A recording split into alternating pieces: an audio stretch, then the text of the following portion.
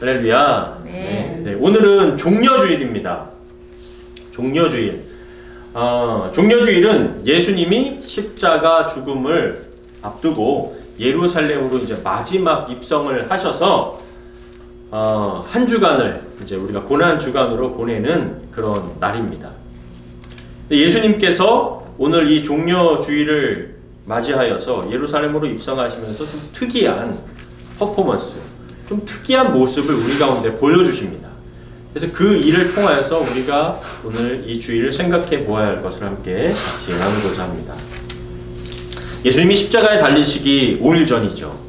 금요일날 예수님은 새벽에 재판정으로 끌려가셔서 그곳에서 재판을 순식간에 받으시고 사형 언도를 받으세요. 지금까지 역사상 그렇게 빠르게 진행된 재판이 없었다고 하죠.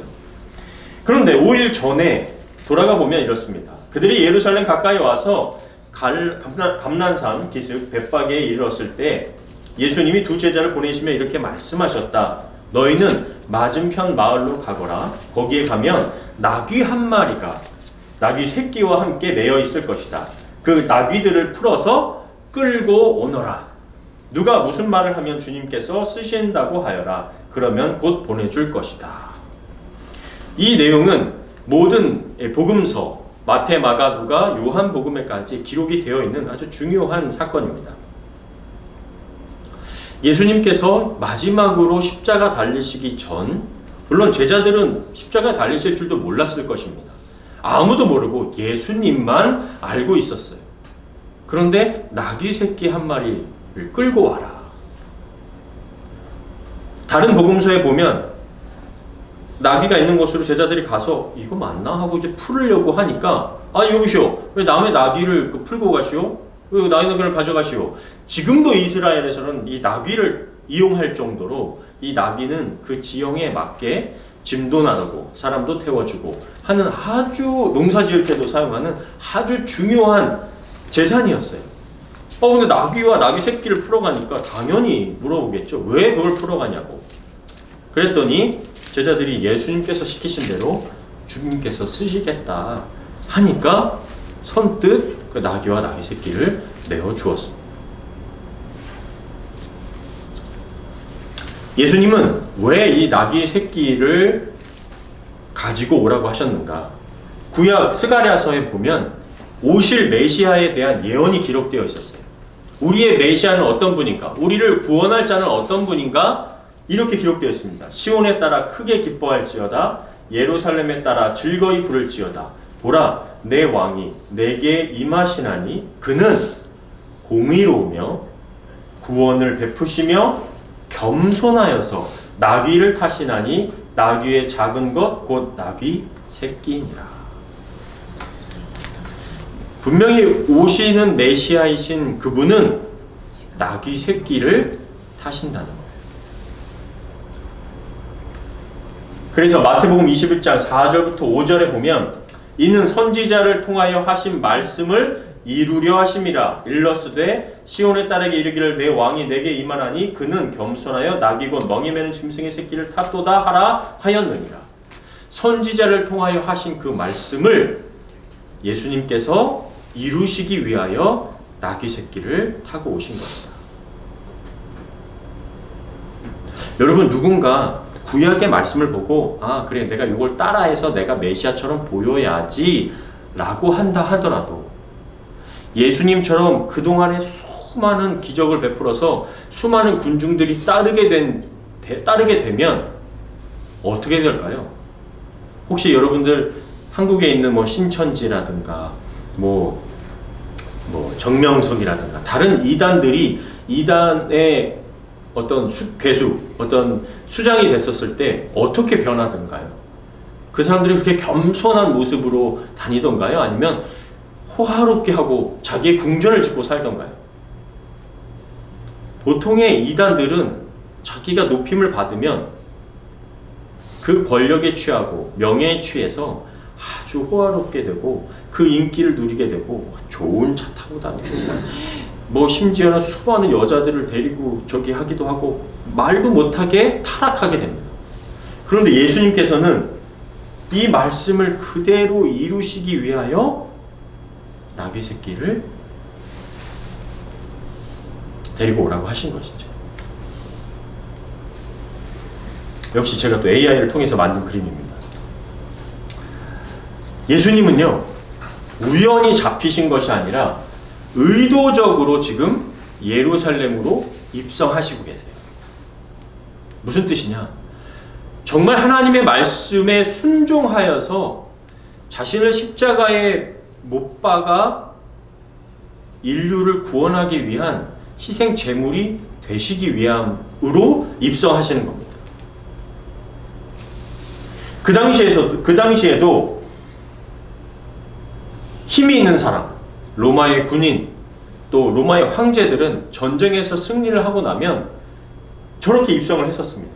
수많은 군사들이 뒤에 이 호위를 하고 백성들이 나와서 월계수를 흔들면서 환영을 하고 깃발을 흔들고 백마, 황제의 상징이었던 백마를 타고 어마어마한 환영을 받으면서 입성을 했었죠. 그런데 예수님도 예루살렘 입성하시면서 나귀를 타고 오십니다. 나귀 새끼를 타고 입성하시는데 제자들이 그 뒤를 따르고 종려나무, 팜추리를 가지고 이 이스라엘 사람들이 드디어 우리 로마의 압제를 무찌르고 우리의 왕이 되어줄 사람으로 들어오시는구나 하면서 예수님을 우리의 황제로, 우리의 왕으로 모시겠다는 그런 결연한 의지를 가지고 이 팜추리를 흔들면서 막 바닥에 깔고 자기 겉옷을 벗어서 바닥에 까는 그런 모습을 보여줬던 거예요.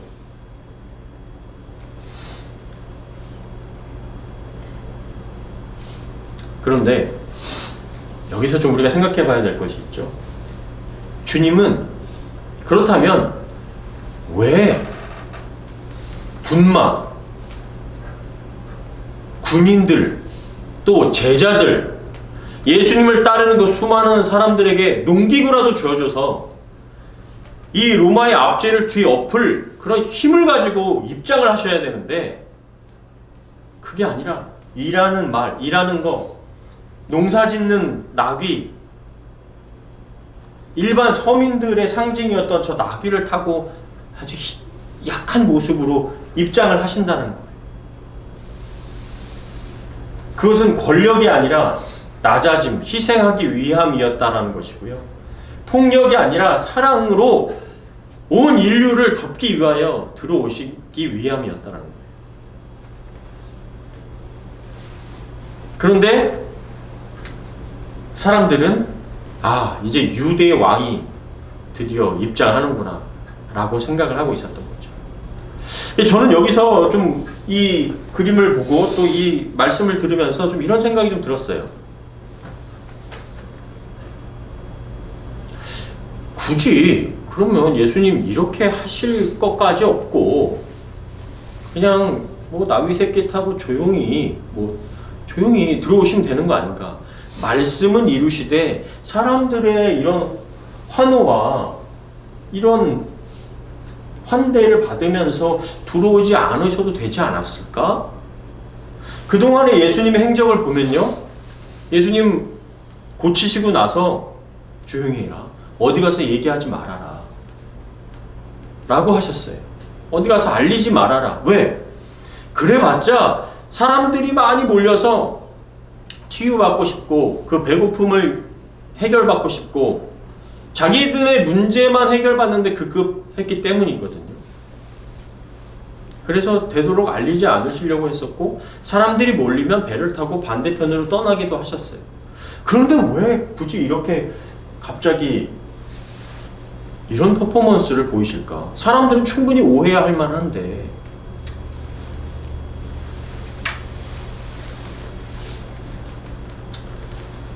맞습니다.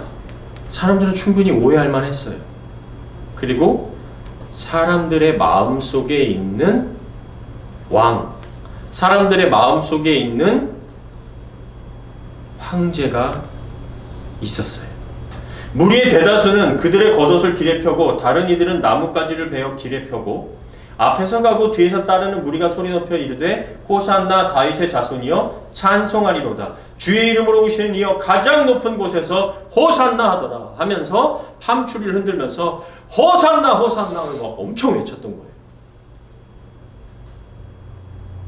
호산나가 무슨 뜻이죠? 저는 봤습니다. 봤어. 구원이라는 단어를 가지고 성경에는 여러 가지 그 이름들이 있습니다. 이름, 뜻들이 있어요. 그래서 우리가 호세아 선지자거든요. 호세아 이름도 구원입니다. 호산나도 지금 구원하소서예요. 지금 구원하소서. 호산나. 여호수아도 여호와는 구원이시다. 예수님의 이름도 자기 백성을 구원할 자가 예수예요. 구원자라는 뜻이에요. 그런데 호산나는 뭐예요? 지금 구원하소서. 예수님께서 입성하시는 그것이 정말 구원자라는 거예요. 우리 민족을, 지금 압제당하고 있는 이 백성을 구원할 자가 바로 예수님이라는 확신이 있었고, 그것에 대해서 호산나로 응답했던 거예요. 지금 구원해 주세요. 지금 우리를 구원해 주세요. 호산나 호산나.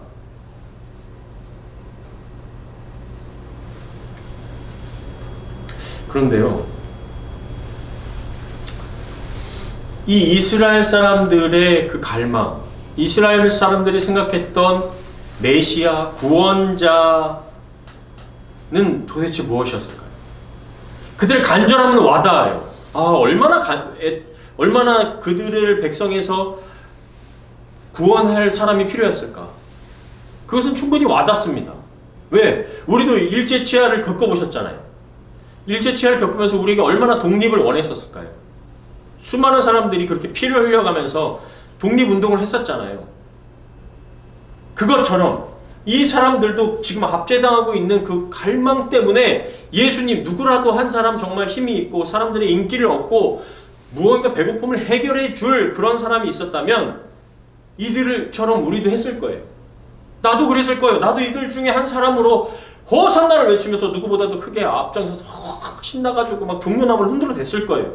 내 옷이라도 벗어서 바닥에다 깔아줬을 거예요. 지금 우리를 구원해달라고 외쳤을 겁니다. 이 당시 백성들, 이 당시 유대의 백성들의 심정과 시대적인 배경을 이렇습니다. 지배당하고 있었어요. 로마 제국의 철권 통치 아래 있었죠. 무거운 세금, 종교적인 모독, 군사적인 압제, 지금 당장 이것을 좀 해결해 줬으면 하는 그런 마음들이 너무 많았어요. 결국 예수님 십자가 달리시고 난 뒤에 AD 70년에 반역을 일으키는 사람들이 있었어요. 유대에서. 그래서 결국 로마에 완전히 정복을 당하고 지금도 통곡의 벽이라고 하는 이스라엘의 그 성전의 서쪽 벽만 남아있는 곳이 그래서 통곡의 벽이 된 겁니다. 그런 지도자를 원했던 거예요. 두 번째, 다윗 영광에 대한 향수. 이스라엘 사람들은 과거 다윗 왕처럼 주변 강대국을 물리치고 이스라엘 국권을 회복할 정치적인 메시아를 기다리고 있었어요. 그것이 다윗과 같은 왕을 기다리고 있었고 그것이 다윗의 후손 중에서 나올 것이라고 믿고 있었어요. 그런데 마침 예수님도 다윗의 후손으로 왔고 예수님이 이런 놀라운 기적들을 행하니까 이거는 100%다라고 믿었던 거예요. 마지막 6월절의 열기. 예수님이 입성하신 시기가 뭐였냐면 6월절 바로 직전이었어요. 6월절이 뭐죠? 6월절 이스트 아닌가? 이집트의 종살이에서 해방되는 것을 기념하는 날이에요. 6월절은 이스라엘의 새해예요. 해피 뉴 이어예요. 그때부터 유대의 달력이 시작되는 거예요. 그런데 6월절에 중요한 포인트가 있죠. 이집트에서 이스라엘 백성들이 첫 번째 장자를 잃어버리지 않고 재앙이 떠나가려면 어떻게 했었어야 됐죠? 그렇죠. 양을 잡아서 문설주에다가 피를 발라야만 됐어요. 그래야 재앙이 넘어가는 거예요. 그것이 6월절이에요. 6월절 넘어간다. 패스오버 넘어간다는 거예요. 그 날이 가까이 왔어요. 6월절이에요. 딱 일주일 뒤에 금요일부터 시작되는 게 6월절이었어요. 그러니까 이제는 야, 잘됐다. 요 때가 바로 우리 민족이 새롭게 시작하기에 딱 좋은 때다. 주님이 입성하신다. 그러니까 민족적으로는 굉장히 지금 완벽한 타이밍인 거예요. 예수님이 메시아로서, 구원자로서 우리 민족을 구원할 사람으로는 지금 타이밍이 아주 최고의 타이밍이었던 거예요.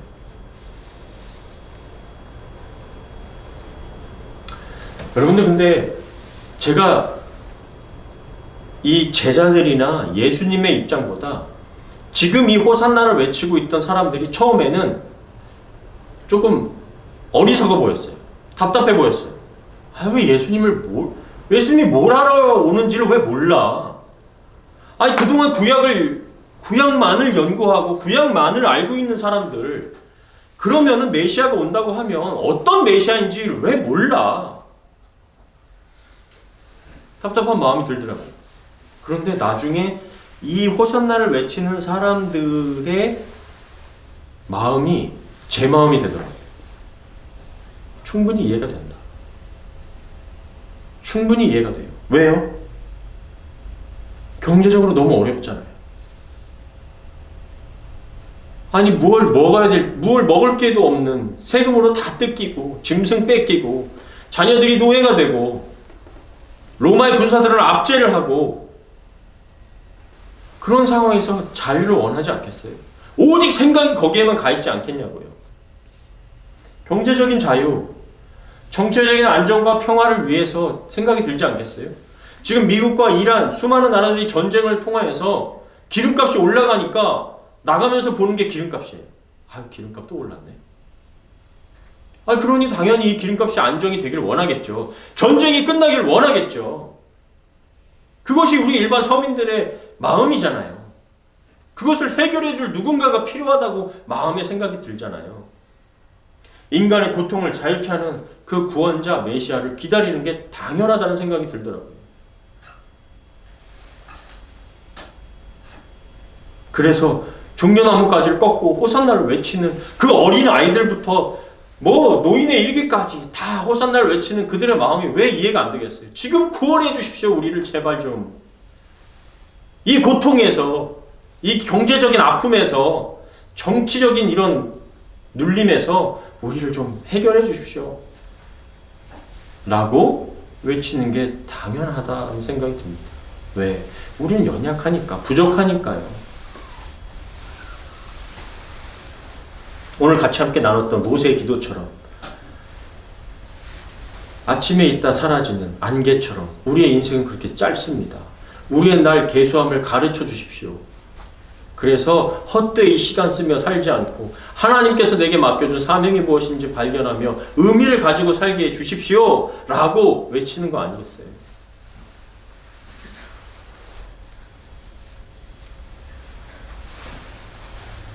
그런데요, 거기에서만 멈추니 어떤 일이 발생하죠? 호산나를 외치던 군중들이요, 5일 만에 예수를 십자가에 못 박으라고 외치게 됩니다. 우리 한번 말씀 같이 읽어볼까요? 21절 시작. 그들은 소리질러 이르되 그를 십자가에 못 박게 하소서, 십자가에 못 박게 하소서 하는지라. 이것이 딱 5일 뒤에 재판장에서 몰려들었던 무리들이 외쳤던 소리입니다. 그 무리들, 그 군중들은 어떤 사람들이었어요? 바로 호산나를 외치던 사람들이었어요. 그들이 원했던 메시아가 아닌 거예요. 예수가 좀 들어와가지고 악한 무리들을 싹 쓸어버리고 불어가지고 갑자기 막 독가스가 나가가지고 막 하고서 막 죽고, 막 나쁜 놈들, 그동안에 우리를 압제했던 세금을 무섭게 뜨거웠던 그 사람들을 다 확 쓸어버리고 이제부터 내가 황제다 뭐 이렇게 해서 막 먹을 거를 막 배포해주고 할 줄 알았는데, 바보처럼 병신처럼 저기 막 올라가가지고 재판을 받고 있는 거예요. 십자가 막 두들겨 맞고 막 피 촤촤 흘리면서 머리에다가는 가시면류관을 쓰고 피를 뚝뚝뚝 흘리고 그러고 앉아있는 거예요. 이들에게 예수는 메시아가 아니었어요. 우리에게 평화를 줄 사람이 아니었던 거예요. 우리를 배불리 먹게 해줄 사람이 아니었던 거예요. 그러니까 이 6월절 명절에는 죄수 중 한 사람을 풀어주는 전례가 있었어요. 바라바라는 강도와 예수님을 세워놨습니다. 그리고 너희들에게 묻는다. 이 명절에 한 사람 풀어주는 전례가 있는데 누굴 풀어줄까? 바라바를 풀어줘라. 아니 그는 강도인데 예수는 무슨 나쁜 짓을 저지른 것도 아닌데 정말이냐? 바라바를 풀어주는 게 맞냐? 바라바를 풀어줘라. 바라바를. 아니 예수가 무슨 죄를 저질렀냐? 라고 할 정도로 빌라도가 의아해할 정도였습니다. 아니 예수가 무슨 죄를 저질렀는데? 난 뭘 찾겠는데? 라고 그의 손을 씻으면서 이 죄값은 너희들이 치러라 라고 했습니다. 그런데 군중들은 모여서 뭐라고 얘기하냐? 예수를 십자가에 못 박아라. 가장 잔인한 처형, 가장 잔인한 형벌, 십자가에 못 박아 죽여라. 왜 이렇게 바뀌었죠? 왜 이렇게 한 번에 바뀌었어요? 자기가 원하는 데도 안 가니까. 그죠? 자기가 원하는 대로 안 되니까. 여러분 미국과 이란의 전쟁이 왜 일어났어요? 땅 더 가지고 싶어. 땅을 더 갖고 싶었어요? 맞아요. 땅 속에 있는 석유를 내 맘대로 하고 싶었고 미국이 세계 제1의 나라가 되고 싶고 내가 이 모든 걸 다 가져야 되는데 내가 힘을 들여야 되는데 내가 이렇게 하면 이렇게 하고 저렇게 하면 저렇게 하는 나라가 돼야 되는데 그게 안 되니까 거기에 뭐가 있는 거예요? 유리안이가 얘기했던 것처럼 내가 원하는 대로 안 되니까 오직 나밖에 없는 거예요.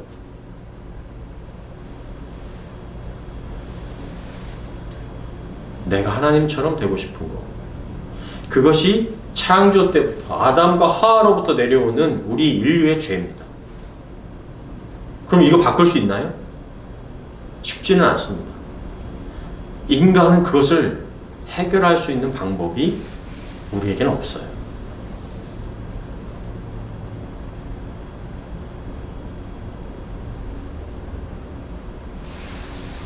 계속 그 죄 앞에 놓여져 있는 겁니다. 그래서 이들도 5일 만에 바뀌어버리는 겁니다. 지금 구원해 주십시오. 우리의 구원자요. 아니 그렇게 고백했으면 그렇게 외쳤으면 조금이라도 지켜봐야 되는 거 아니에요? 믿어줘야 되는 거 아니에요? 안 믿습니다. 자기에게 조금이라도 이익이 되지 않으면 순간 마음을 바꾸는 게 우리잖아요.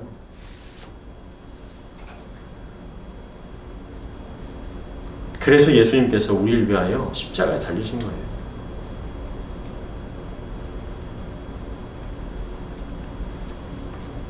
이와 같은 아름다운 환영은 무엇이었죠? 예수님이 나의 메시아라고 나의 주인이라고 외쳤던 고백 다 어디 갔냐고요.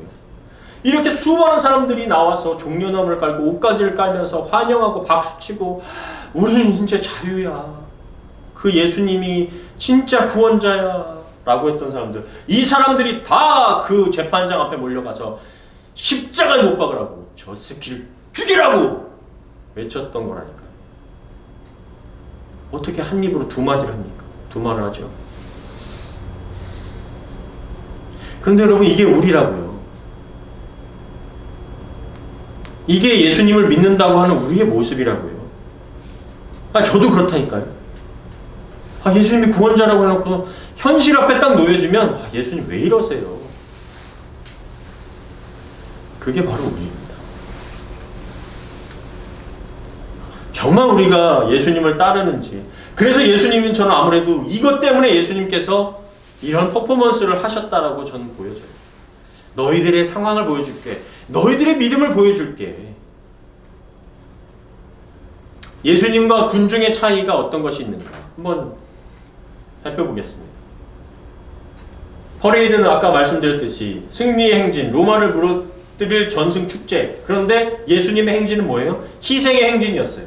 인류의 죄를 짊어질 행진이었어요. 메시아상은 이스라엘 군중들은 정치적인 군사적인 메시아를 원했죠. 강한 힘으로 이 압제자를 처단하고 심판할 왕을 원했던 거예요. 그런데 예수님은요, 고난받는 종입니다. 죽음으로써 생명을 살리는 구원자가 되려고 오신 거예요. 왕의 상징은 백마와 칼이 이스라엘 사람들의 기대이죠. 정복과 지배, 위엄의 상징. 위엄 있게 빡 들어와가지고 말 한마디에 그냥 군사들이 일사불란하게 움직이는 그런 모습을 원해야죠. 우리도 그런 걸 원하잖아요. 그런데 나귀 새끼와 십자가가 예수님께서 원했던 것, 겸손과 평화입니다. 대속의 상징. 구원의 의미는요, 로마로부터 독립과 경제적인 풍요를 원했습니다. 예수님은 죄와 사망으로부터 우리를 근본적인 자유를 주시기 원하셨던 거예요. 호산나, 지금 당장 우리를 로마에서 구원하소서. 그러나 예수님은 나의 죽음으로 영원한 생명을 얻게 하리라. 예수님은 아마 그 자리에 앉으셔서 너희들이 하고 있는 이것을 그대로 받아들이지 않으셨을 거예요. 인기에 취하시지 않으셨어요. 그래, 너희들은 아직 잘 모르지. 내가 어떻게 죽을지, 내가 지금 여기를 왜 이렇게 가고 있는지 모를 거야. 그런데 결과가 어떻게 됐죠? 기대가 실망으로 바뀌니까 십자가에 못 박으라고 외칩니다. 예수님은요, 끝까지 순종해서 십자가에서 마지막으로 하신 말씀 다 이루었다. 예수님의 사명과 예수님의 생각과 이 대중, 군중의 생각이 전혀 달랐어요. 여러분, 예수 믿는다는 건 이런 겁니다. 최근에 들은 짧은 설교 가운데 이런 예화가 있더라고요. 이혜정 선생님이라는 분이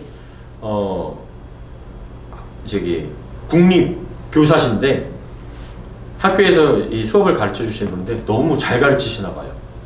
그래갖고 너무 많이 알려진 거예요. 그래서 일반 그 사교육하는 학원에서 선생님 너무 잘하십니다. 지금 학교 받고 있는 연봉에 제가 5,000배를 주겠다고 한다. 그러니까 5천만 원이었으면 500억을 주겠다고 한 거예요. 이런 제안을 했습니다. 1년에 5천만 원 벌으면 연봉이 제가 500억 드리겠습니다 라고 사교육하는 곳에서 제안을 한 겁니다. 이 선생님은 어떻게 했을까요? 아니요. 아니요라고 했을 것 같아. 500억을 주는데 5천만 원 버는 사람이 500억을 받는데 왜 아니라고 했을 것 같아, 리안이? 사기치는 거 쓰잖아요. 사기치는 걸 수도 있어서. 그건 어떻게 아닌데. 사람이 500을 뭐 아시는 분은 아시겠지만 그 사교육 유명 강사들은 몇백억씩 버는 거 아시잖아요. 진짜 그렇게 벌 수 있는데 제안을 거절했다고 합니다. 왜 거절했냐면 자기가 나는 학교 선생님입니다. 공교육을 하는 선생님입니다를 얘기했대요. 이해가 되세요? 나는 학교 선생님입니다. 그게 이분의 정체성이라고요. 돈이 아니라 나는 학교 선생님입니다. 지금 공교육에서 아이들을 가르치고 있는 담임 선생님입니다. 물론 고민은 됐겠죠. 내가 좋은 제안을 받았으니까. 돈이면 뭐든지 할 수 있으니까. 그런데 이분한테 무슨 가치가 있었던 거예요? 공교육 담임 선생님으로서 내가 학생들을 가르치는 선생님이라는 가치가 있었던 거예요. 사교육으로 가서 내가 돈을 더 많이 벌겠다는 가치를 버렸던 거예요. 그래서 이분이 궁금해서 봤더니 크리스찬이더라고요. 여러분, 우리는요 지금 고민되시는 분들도 있을 거예요. 근데 우리가 지금 뭘 다 잃어버렸냐면 가치를 다 잃어버렸어요. 이 가치를 다 잃어버렸다고요. 예수 믿는 가치가 뭔지를 다 잃어버려서 아니 그래도 돈 많이 벌고 예수 믿으면 되잖아 라고 할 수도 있는 걸로 넘어가 버렸어요. 돈이면 다 된다고 생각을 하는 거예요. 우리가 이미 우리 안에 이런 정립이 돼버렸어요.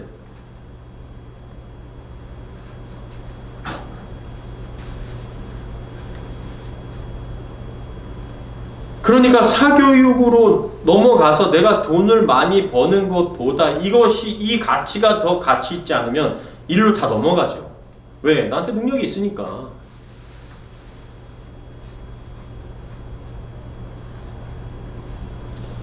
이 당시에 많은 사람들도 십자가에 못 박힌 저 재판을 받고 십자가에 못 박힌 저 사람이 어떻게 우리의 메시아냐. 그래서 유대인들에게는 아직도 예수가 메시아가 아닙니다.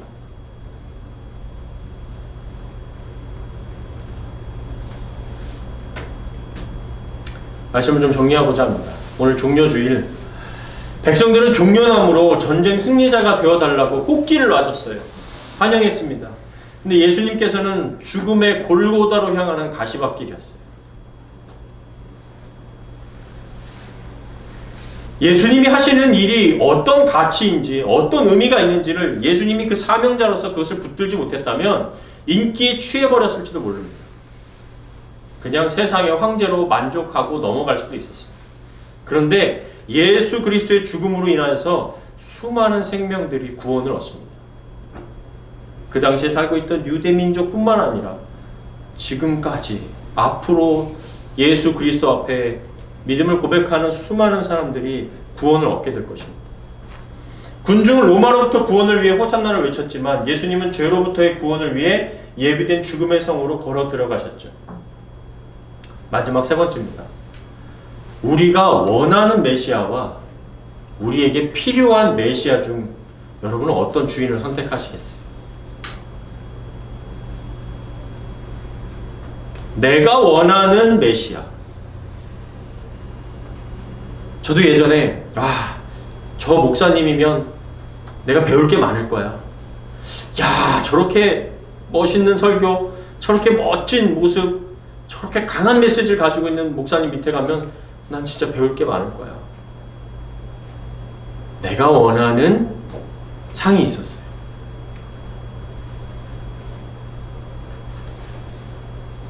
그런데 사람은 어떤 것으로도 만족함을 줄 수가 없습니다. 사람은 다 부족해요. 우리에게 필요한 메시아가 있습니다. 그분이 바로 우리 예수 그리스도세요. 주님이 가신 길을 우리가 생각하면서 묵상하면서 나는 어떤 삶을 따라 살아야 할까를 우리 이 종려주일 한 주간 지내시면서 묵상해 보실 수 있는 저와 여러분 되시기를 주님의 이름으로 간절히 축원합니다. 아멘.